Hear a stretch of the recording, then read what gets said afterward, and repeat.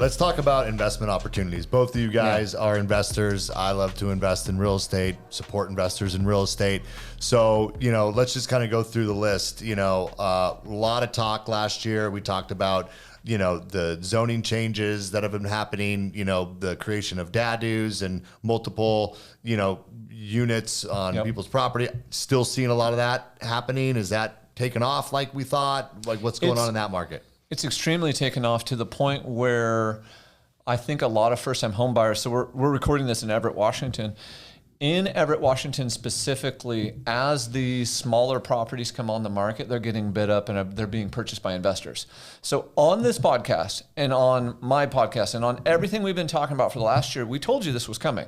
Right. We said the first-time home buyer is going to get bid out by investors, and then these DADUs are going to cause properties to rise between 25 to 100 grand. And I think you've already seen about 40, 50 grand increase here in Everett.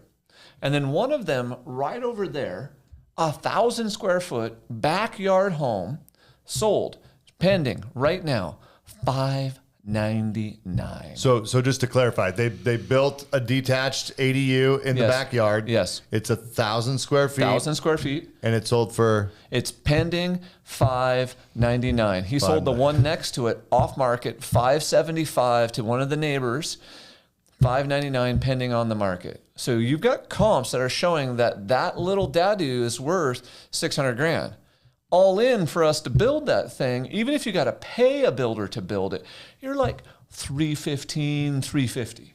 Right. And you didn't really need to short plat or do anything with the lot because you bought the lot and you could just build it.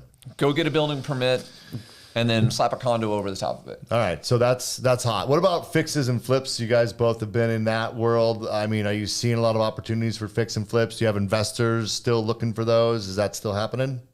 Yeah, we're buying a lot of houses, everything we can. So there's a lot of people that have homes that need work, and instead of listing it, they would just rather have us come in and buy it and not have to mess with it, have strangers walking through, have showings, inspections, and all that stuff. And I found that certainty is a currency that's sometimes more powerful than the mighty dollar, just knowing it's handled. It's like having a vehicle that you just want to get rid of that needs a bunch of work. You just like wish someone would take it.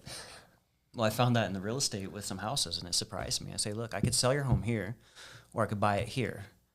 And I said, just let me sell it here if it make you more money. And they're like, no, I just want you to buy it, take it off my hands. And it shocked me when I found this out, and I love it. Because it's a win-win. Well, yeah, I mean, and Jeff, you've kind of built a business model to some degree around that, right? I mean, I've seen you advertise that that's an option. One of his million ads that he's running that he's boosted to. Yes. Hey, he's leveraging the power of social media sponsored ads. Hey, nothing wrong with that. But just to riff on this for a second. I mean, so you've really kind of made that a business model, which is, hey, look, I want to help you sell and get the top dollar for your home, but not every, I mean, you kind of are targeting people who might be in a situation where I could kind of go either way.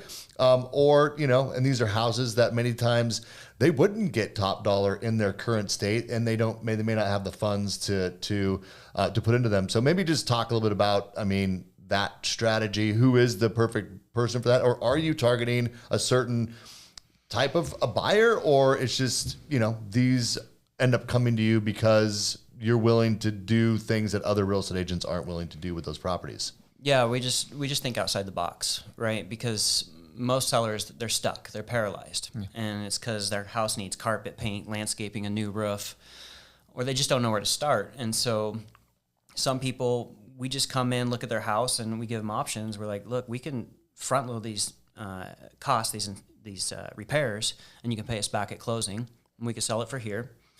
And then if the market's severely inventory deficient, we just list the damn thing because there's nothing to buy and people will pay for it. Right. Or we just buy it from them, and this solves one of their problems. It's how do I buy a home? How do I sell my home, buy a home, and not be homeless? And so we'll buy people's homes and allow them to stay in it as long as they want. We'll kind of work out the details until they find their next home so they know that's handled. So it gets over the real estate catch-22 where they don't have to sell two homes to move. They just got to sell and buy. They just got to go buy one because it's like a cash offer. Their home's already purchased. Yeah. And what percentage of your real estate business do you think it ends up going one of those routes? That I would say would be more of a non-traditional type of a transaction. Geez. Well, all of my appointments are from that marketing because I just hit all different areas. I'm like, I could list your home as is, I could fix up your home and sell it, or I could just buy it. So all of your leads are mostly reaching out to you because either you helped someone else with this and they referred you, or they saw your ads and they know that those are the kind of options that you would take them through. And it sounds like maybe some agents aren't even having that conversation with them. Most are not. Having that conversation I with them. advertise aggressively. He advertises aggressively. Well, I don't put out content like you guys, so I just pay for it. Right. Hey, whatever gets it out there, right? Whatever gets it out there. I see it all the time. It's effective. It's effective. What about you, Anton? Are you doing? I mean, I know that you come from the mindset of an investor as well. Yeah. But I don't think you've maybe we're made not doing as many flips as we used to because the margins aren't there. We are selling flips to other investors and to our homies, and I joke and I call it my homies, but really what it is we go put 10 things under contract. One I give to my homies, the next 2 I assign to someone else, and then 3 or 4 of them I figure something out.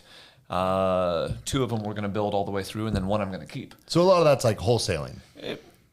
Wholesaling is a good term for it. Wholetailing. But it's more of like wholetailing or getting we always solve a lot of traditional wholesalers don't know what they're doing, so I don't even like to call it wholesaling. It's a good point. Yeah. They're not professional real estate agents like you guys are.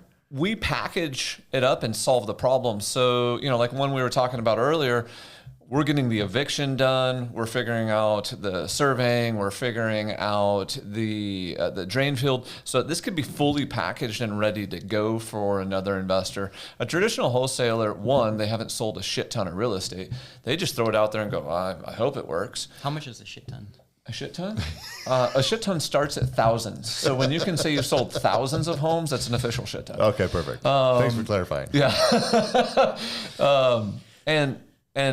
But we are flipping, the things that we're building for dadoos or additional units and things like that on it. And what we see the most demand for is new construction.